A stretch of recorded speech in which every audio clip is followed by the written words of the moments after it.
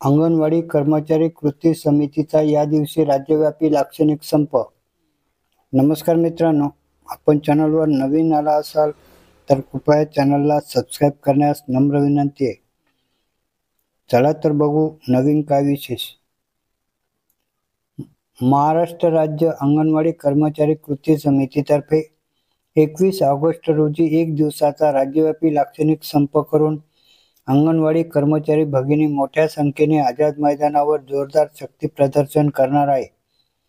या संपाविषयी कृती समितीने सांगितले की गेल्या 1.5-2 वर्षापासून सुमारे 2 लाख अंगणवाडी कर्मचारी सतत लढत आहेत।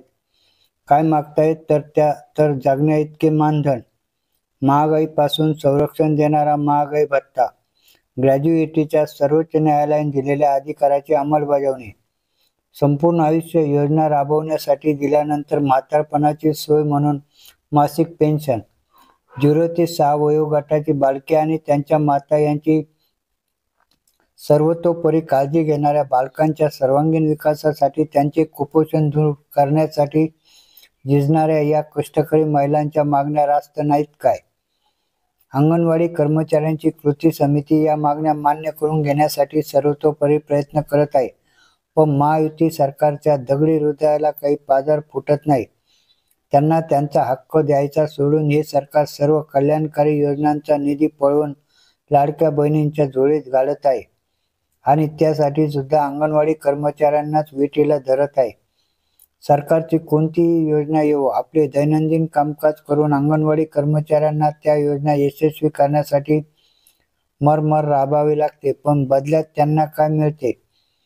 किमान वेतनाच्या पासंगालाही पुरणार नाही असे अल्प मानधन, म्हातारपणी वर्षभर सुद्धा न पुरणारा एकरकमी सेवा समाप्तीला बस इतकेच, महागाई भत्त्याला जोडलेले किमान वेतना एवढे मानधन, ग्रॅज्युएटी, मासिक पेन्शन, आहार व इंधनांच्या दरात वाढ, मदतनीसांची सेविका पदी व सेविकांची पर्यवेक्षिका पदी भरती यांचे अन्यायकारक निकष बदलणे, मिनी अंगणवाड्यांचे मुख्य अंगणवाडीत रूपांतर, अंगणवाडीच्या भाड्यात वाढ या महत्त्वाच्या व मूलभूत मागण्यांसाठी त्यांनी फेब्रुवारी 2023 मध्ये संप केला, परंतु 1500 व 1000 रुपयाची मानधन वाढ वगळता पोकळ आश्वासनाखेरीज काहीच पदरात पडले नाही। आश्वासनांची पूर्तता व भरीव मानधन वाढ या मागण्यांसाठी पुन्हा 4 डिसेंबर 2023 ते 25 जानेवारी 2024 या कालावधीत प्रदीर्घ संप करावा लागला।